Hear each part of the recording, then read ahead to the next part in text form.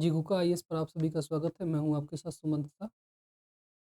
घटना चक्र पूर्वावलोकन में ज्योग्राफी की एक क्लास है। भौतिक विभाजन से यहाँ पे हम लोग क्लास को स्टार्ट कर रहे हैं और ये एडवांस क्लास है। तो अगर आपकी बेसिक तैयार नहीं है तो बेसिक के लिए हमारी जो ज्योग्राफी की फाउंडेशन बैच है उसे ज्वाइन कर लीजिएगा। अगर आप ज्योग्राफी को बेहतर समझते हैं और रिवीजन के पर्सपेक्टिव से अगर ये कर रहे हैं तो ये क्लास आपके लिए है। वरना अगर आप ज्योग्राफी बिल्कुल नहीं जानते हैं तो इसमें आपको थोड़ी-सी परेशानी हो सकती है। तो आपसे आग्रह है कि अगर आप बेसिक चीज़ों को नहीं जानते हैं तो फाउंडेशन बैच वाली क्लास कर लीजिएगा और उसका लिंक आपको मिल जाएगा डिस्क्रिप्शन बॉक्स में।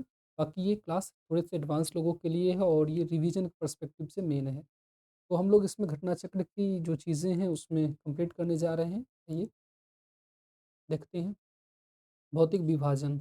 भौतिक विभाजन कहने का तात्पर्य है कि भारत में किस तरीके के फिजिकल स्ट्रक्चर पाए जाते हैं, वो इस चैप्टर में हम लोग सीखने वाले हैं। इसमें फर्स्ट यूनिट भारत के भू प्राकृतिक प्रदेश से हम लोग बात स्टार्ट करेंगे। देखेंगे ज़रा-सा, पूरा चुंबकत्व विज्ञ अध्ययन की वह शाखा है जो चट्टानों अवसादों के निर्माण के समय संरक्षित गुणों का अध्ययन करती है। पूरा चुंबकत्व पैलियोमैग्नेटिज्म एक मेन कांसेप्ट होती है। ये अध्ययन की वह शाखा होती है जिसमें हम किसी भी चट्टान की, किसी भी अवसाद के निर्माण के और उनके गुणों की जो है उसकी स्टडी के लिए ये जानी जाती है।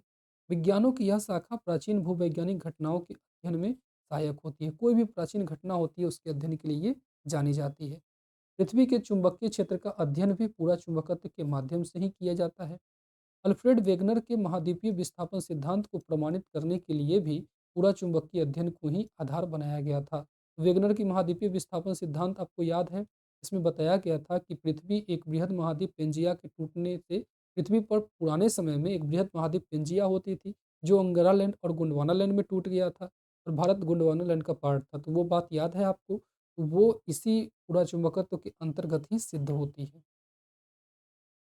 महाद्वीपीय विस्थापन सिद्धांत के अनुसार भारतीय स्थलपिंड गोंडवाना लैंड का भाग है। यहाँ पे बताया गया है गोंडवाना लैंड भूभाग के विशाल क्षेत्र में भारत, ऑस्ट्रेलिया, अफ्रीका, दक्षिण अमेरिका और अंटार्कटिका के क्षेत्र शामिल थे। मध्यवर्ती मध्यजीवी कल्प में संवहनीय धाराओं द्वारा गोंडवाना लैंड को अनेक टुकड़ों में विभाजित कर दिया गया था। आप जानते हैं 0 डिग्री से ऊपर जितने भी पार्ट थे सब अंगारा लैंड से बने थे और 0 डिग्री के नीचे के जितने भी पार्ट थे, जितने भी महाद्वीप थे वो सब गोंडवाना लैंड से बने थे।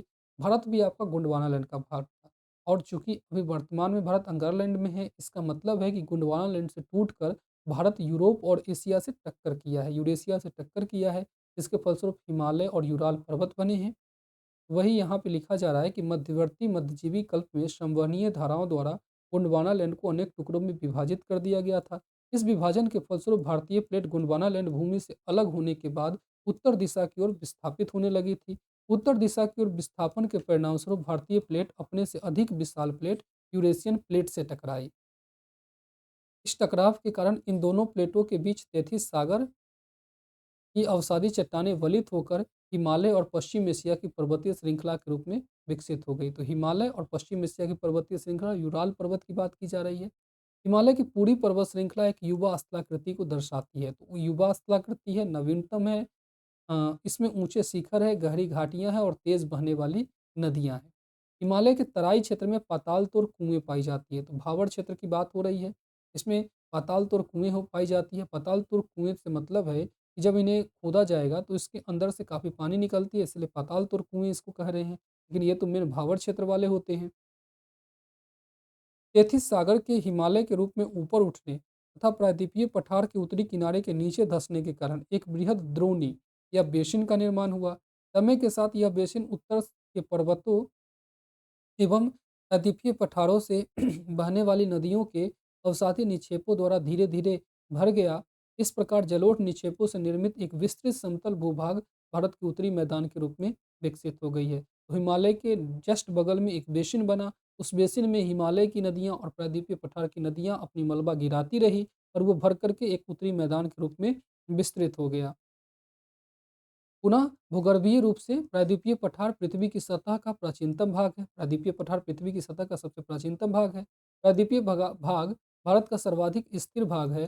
प्रायद्वीपीय पठार आग्नेय तथा रूपांतरित शैलों वाली कम ऊंची पहाड़ियों एवं चौड़ी घाटियों से बना है। मेघालय पठार प्रायद्वीपीय पठार का बहिर्साई है, यानी मेघालय पठार प्रायद्वीपीय पठार का ही भाग है। इसका एक आउटर लेयर है। यह समतल भूमि है जो भ्रंशन के कारण भारतीय प्रायद्वीप से मालदा गैप द्वारा अलग हो गया है। तो मेघालय का पठार मालदा गैप द्वारा प्रायद्वीपीय पठार से अलग होता है, लेकिन भाग है वो प्रायद्वीपीय पठार का ही। भारत के पश्चिमी तट का निर्माण भूमि के उत्थान और निर्गमन के कारण हुआ है।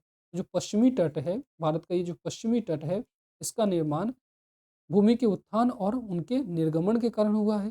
भारत की भूमि बहुत अधिक भौतिक विभिन्नताओं को दर्शाती है। इसलिए भारत को 4 प्राकृतिक प्रदेशों में बाँटा जाता है। ये कौन-कौन से प्रदेश हैं? तो उत्तर का पर्वतीय प्रदेश 1 नंबर पे, फिर विशाल मैदान उत्तर वाला ही, फिर प्रायद्वीपीय पठार तीसरा नंबर और तट एवं द्वीप को चौथे नंबर में रखा जाता है। तो मुख्य रूप से इसको 4 भागों में बाँटा जाता है। ये प्रश्न भी बन चुके हैं। इसके अतिरिक्त भारत को शैल स्तर क्रम, उच्चावच और विवर्तनिकी प्रक्रमों के आधार पर 3 प्रमुख और 6 उपभौतिक भू-आकृतिक प्रदेश में बाँटा जाता है। तो एनसीईआरटी में 6 उपभौतिक प्रदेशों की बात की गई है। विवर्तनिकी प्रक्रम से अर्थ है कि किस प्रकार वहाँ पे भूगर्भिक हलचल होती है, उसे विवर्तनिक प्रक्रम कहते हैं। प्लेटों के आपस में टकराने को विवर्तनिकी हलचल कहते हैं। यहाँ देख सकते हैं इसमें 6 प्रकार के भौतिक प्रदेश है। एक है उत्तर का पर्वतीय प्रदेश ये वाला, फिर गंगा का मैदान दूसरा, फिर मरुस्थल का थार क्षेत्र, फिर चौथा मध्य उच्च भूमि, पाँचवाँ दक्कन का पठार और छठे रूप में पश्चिम तटीय मैदान और पूर्वी तटीय मैदान को यहाँ पे लिया जा रहा है। ठीक है? ठीक है, उत्तर और उत्तरी पर्वतमाला, दूसरा उत्तरी मैदान, तीसरा है भारतीय मरुस्थल, चौथा है प्रायद्वीपीय पठार, पाँचवाँ तटीय मैदान और छठे स्तर पर द्वीप समूह को लिया जा रहा है। पाँचवाँ तो तटीय मैदान हो गया यहाँ पे। तो पाँचवाँ यहाँ पे तटीय मैदान हो गया। फिर चौथे स्तर पर प्रायद्वीपीय पठार को लिया जा रहा है, तो इसमें मध्य उच्च भूमि और प्रायद्वीपीय पठार दोनों को एक ही में लिया गया है। तो ये प्रायद्वीपीय पठार हो गया, बाकी 1, 2, 3 यहाँ पे तरीके से दिख ही रही है, आप देख सकते हैं। पहला उत्तर का पर्वतीय क्षेत्र हो गया, दूसरा मध्य गंगा का मैदान, तीसरा मरुस्थल क्षेत्र, चौथा प्रायद्वीपीय पठार का इलाका, जिसे मध्य भूमि और दक्कन के पठार में बाँटा गया है। फिर पाँचवाँ आपका पश्चिम तटीय और पूर्वी तटीय मैदान हो गए, छठे आपके 2 द्वीप समूह हो गए। तो यहाँ पे भौतिक प्रदेश बाँटे गए हैं। आगे देखिए, धारवार क्रम की चट्टानों का निर्माण। अब यहाँ पे कई संरचना की उम, बात मिलती है। एक है आपका धारवार, धारवार के बाद कुडप्पा, कुडप्पा के बाद विंध्यन और विंध्यन के बाद आपका गोंडवाना। ये 4 संरचना बहुत महत्वपूर्ण है।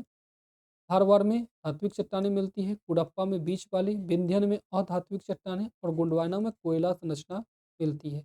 ये 4 प्रकार की संरचना भारत में पाई जाती है, वही यहाँ पे दिखाई गई है। धारवार क वर्ग धारवार क्रम की चट्टानों का निर्माण आर्कियम क्रम की चट्टानों के रूपांतरण अथवा भ्रंशन से हुआ है। ये आर्कियन क्रम की चट्टानें पृथ्वी पर आधार के रूप में पाई जाती हैं। इसी आर्कियन क्रम की चट्टानों में जब रूपांतरण और भ्रंशन हुआ तो धारवार क्रम की चट्टानों का निर्माण हुआ है।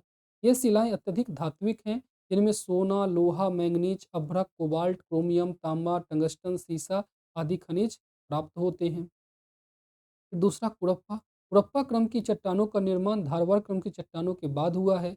विंध्यन क्रम की चट्टानों का निर्माण कुडप्पा क्रम की चट्टानों के बाद हुआ है।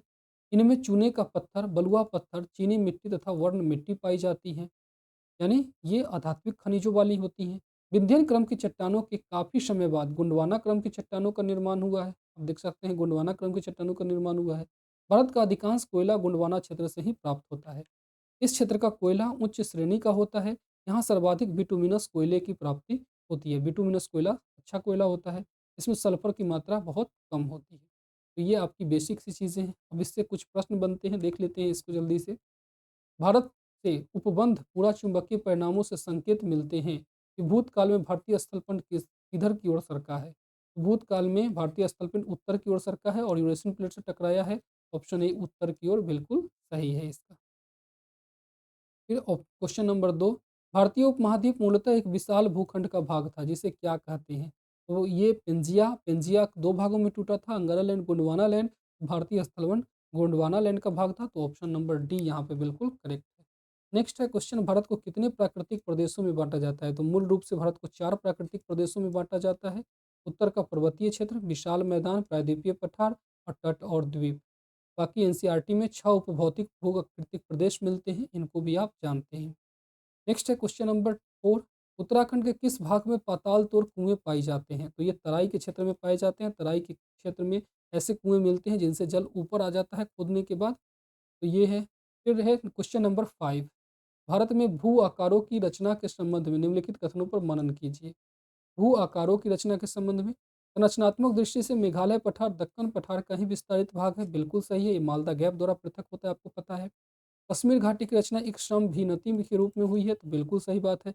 कश्मीर घाटी की रचना एक श्रम अभिनति के रूप में हुई है। एक उसके गंगा मैदान की रचना एक अग्रगर्त के रूप में हुई है, ये भी सही है। गंगा मैदान की रचना हिमालय के जस्ट बगल में एक बेसिन हुई थी, उस बेसिन के भरने से हुआ है, तो एक अग्रगर्त के रूप में हुई है। हिमालय की उत्पत्ति भारतीय प्लेट, यूरेशियन प्लेट और चीनी प्लेट के त्रिकोणीय अभिसरण से हुई है, ये गलत है। भारतीय प्लेट और यूरेशियन प्लेट में टक्कर के फलस्वरूप हुई है, इसमें चीनी प्लेट का कोई नाम प्लेट टेक्टोनिक्स थ्योरी में नहीं मिलती है। और ये गलत है, 4 गलत है, बाकी 1, 2, 3 तीनों सही है। तो आपका ये ऑप्शन बिल्कुल सही है और ये यहीं पर यहाँ पे लिखा गया है, देखिए क्या लिखा है। मेघालय पठार प्रायद्वीपीय पठार का बहिर्साई है। यह एक समतल भूमि है जो भ्रंशन के कारण भारतीय प्रायद्वीप से मालदा गैप द्वारा पृथक हो गया है, अतः कथन एक सही है। कश्मीर घाटी की रचना हिमालय की समभिन्नति में हुई है, अतः कथन 2 सही है। स्वेस के अनुसार गंगा के विशाल मैदान की उत्पत्ति तब हुई, स्वेस जिन्होंने जो अवधारणा है भूसन्नति की, ये अवधारणा दिया था। स्वेस के अनुसार गंगा के विशाल मैदान का उत्पत्ति तब हुई थी जब प्रायद्वीप के दृढ़ भूखंड ने हिमालय के दक्षिण की ओर प्रसार को रोका। हिमालय के उच्च वलनों के संबंध समक्ष एक अग्रगर्त फोर्डी पैदा हो गया। यह अग्रगर्त एक विशाल भूसन्नति की भांति था। हिमालय से निकलने वाली नदियां द्वारा निरंतर लाए जा रहे अवसादों से यह अग्रगर्त धीरे धीरे बढ़ता रहा। बाद में इसी से विशाल मैदानों का निर्माण हुआ, अतः कथन 3 सही है। कथन 4 क्यों गलत है, ये देखिए। हिमालय की उत्पत्ति भारतीय प्लेट और यूरेशियन प्लेट की टक्कर से हुई है। चीनी प्लेट का कहीं भी विवरण प्लेट टेक्टोनिक्स सिद्धांत में नहीं मिलता, अतः कथन 4 गलत है। नेक्स्ट है क्वेश्चन नंबर 6, निम्न में कौन सा कथन असत्य है। भौमिकीय दृष्टि से प्रायद्वीपीय क्षेत्र भारत का सबसे प्राचीन भाग है, बिल्कुल सही बात है। हिमालय विश्व में सबसे नवीनतम वलित पर्वतों को प्रदर्शित करते हैं, ये भी बिल्कुल सही है। भारत के पश्चिमी समुद्र तट का निर्माण नदियों की जमाव क्रिया द्वारा हुआ है। पश्चिमी समुद्र तट नदी की जमाव द्वारा नहीं, ये ऐसी कोई भी बात नहीं है, ये तो उत्थान के कारण हुआ है, अलग होने के कारण हुआ है। भारत में गुंडवाना शिलाओं में कोयले का बृहत्तम भंडार होता है, तो ये भी सही है। असत्य कथन की पहचान करनी थी, तो सी ऑप्शन असत्य है, इसलिए सही हो गया। नेक्स्ट है क्वेश्चन नंबर 7, देखिए। पूछा जा रहा है कि सूची 1 में सूची 2 को सुमेलित करना है। सूची 1 में कुछ संरचनाओं का नाम दिया गया है, सूची 2 में उसमें सुमेलित करना है। दक्कन ट्रैप क्रिटेशियस काल में जन्म हुआ था इसका, तो 1 का प्री क्रिटेशियस काल में दक्कन ट्रैप का निर्माण हुआ था। पश्चिम घाट जो है ये सिएनोजोइक काल में बना था। सिएनोजोइक काल में उत्तर नूतन के रूप में इसे हम जोड़ सकते हैं। अरावली नर्मदा ताप्ती जलोढ़ निक्षेप ये जो हैं आपके अत्यंत नूतन काल में बने हुए हैं। तो अरावली की उत्पत्ति अत्यंत नूतन काल में हुई थी, सबसे नवीनतम में। नर्मदा ताप्ती जलोढ़ का निर्माण कैम्ब्रियन काल में हुआ था, तो हम इसमें नहीं, माफ़ कीजिए।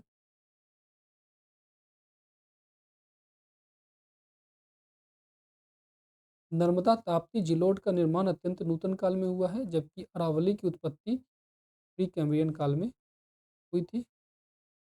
अरावली की उत्पत्ति प्री कैम्ब्रियन काल में हुई थी। यहाँ सी का 2 ऑप्शन बी यहाँ पे बिल्कुल करेक्ट है। आप यहाँ देख सकते हैं दक्कन ट्रैप की उत्पत्ति क्रिटेशियस काल में हुई थी। पश्चिमी घाट की उत्पत्ति सिएनोजोइक उत्तर नूतन काल में हुई थी। अरावली प्री कैम्ब्रियन काल में बना है, बहुत पुराना पर्वत है। नर्मदा ताप्ती अत्यंत नूतन काल में बना था। नेक्स्ट है केरल का कुट्टानाड। केरल का कुट्टानाड क्यों प्रसिद्ध है, तो ये भारत का न्यूनतम ऊंचाई वाला क्षेत्र है। इसे केरल के धान का कटोरा भी कहा जाता है। यहाँ पे सतत कृषि के लिए भी ये विशेष रूप से जाना जाता है, तो इसलिए कुट्टानाड बीच में न्यूज़पेपर में काफ़ी आया था। और इसे जो खाद्य एवं कृषि संगठन द्वारा है, इसको वैश्विक महत्वपूर्ण कृषि विरासत प्रणाली भी घोषित किया गया है। तो ये अपने खेती के तरीकों के लिए केरल का कुट्टानाड बहुत प्रसिद्ध है। नेक्स्ट है क्वेश्चन नंबर 9, निम्नलिखित में कौन सा मरुस्थल है। तो गंगा क्षेत्र में मरुस्थल नहीं है, सिंधु क्षेत्र में मरुस्थल पाया जाता है, बाकी असम क्षेत्र पहाड़ी के लिए जाना जाता है, तो ये भी नहीं है। यहाँ पे मध्य भारत क्षेत्र में भी मरुस्थल नहीं है।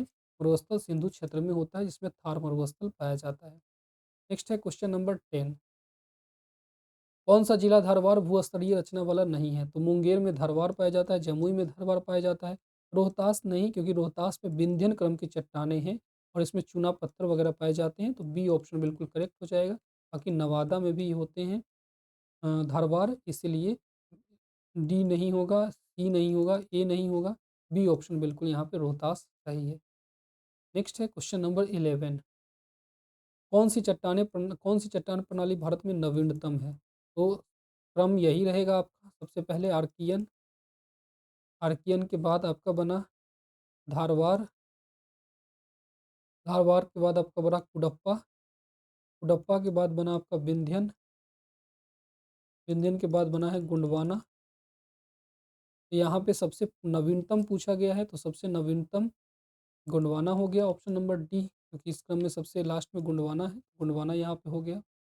बाकी आप जानते हैं आर्कियन बेसिक है, धारवाड़ में धात्विक चट्टान है, कुडप्पा बीच वाले धात्विक अधात्विक दोनों है, विंध्यन में अधात्विक है और गोंडवाना में कोयला मिलते हैं। नेक्स्ट है क्वेश्चन नंबर 12। जेडी डाना ने भारतीय उपमहाद्वीप के चट्टानों के भूगर्भिक इतिहास के लिए एक विशेष भूगर्भिक समय मापक तैयार किया था, तो गलत है। जेडी डाना इससे जुड़ा हुआ नाम नहीं है। इससे जुड़ा हुआ नाम कौन सा है? तो इससे जुड़ा हुआ नाम टी एस हॉलैंड का होता है, जिन्होंने इस तरीके से भूगर्भिक समय मापक तैयार किया था। तो टी एस हॉलैंड का नाम इसके साथ जुड़ा हुआ है, इसलिए ऑप्शन एक गलत है।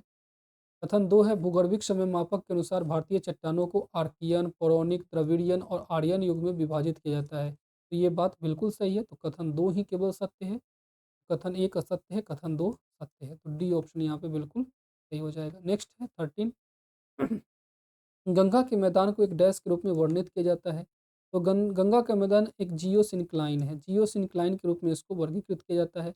जियो सिंक्लाइन क्या होता है? तो ये एक भू अभिनीति गर्त होता है, ऊपर उठा हुआ के जस्ट बगल में गड्ढा होता है, बेसिन होता है, भू अभिनीति गर्त कहते हैं, जियो सिंक्लाइन कहते हैं।